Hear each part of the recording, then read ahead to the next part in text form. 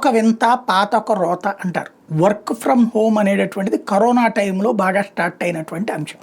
ఇళ్ల దగ్గర నుండినే పని. ఆ టైంలో వర్క్ ఫ్రమ్ హోమ్ ఏంటి, ఇంకా కొన్ని కొత్త పద్ధతులు కూడా చేసేసారు. ఒకేసారి 4-5 సంస్థలకు పనిచేయడం లాంటివి కూడా చేసేసారు. హైబ్రిడ్ అన్నటువంటి పదం వాడుకొచ్చారు. అయిపోయింది. ఇప్పుడు ఆఫీసులు తెరిచాక కూడా రమ్మనమంటే కూడా రాలేదు. కొంతమంది అవసరమైతే మానేసినటువంటి వాళ్ళు ఉన్నారు.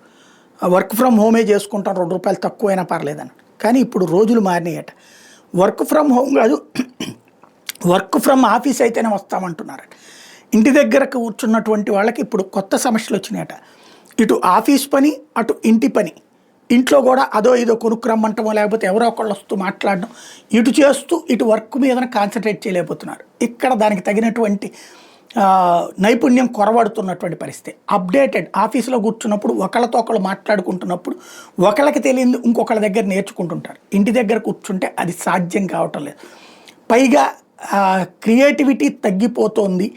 దానికి తోడు మానసికంగా ఒత్తిడికి గురవుతున్నామంటూ వర్క్ ఫ్రమ్ హోమ్ వద్దు, వర్క్ ఫ్రమ్ ఆఫీస్ చేస్తామంటున్న వాళ్ళ సంఖ్య ఇప్పుడు పెరుగుతుందట.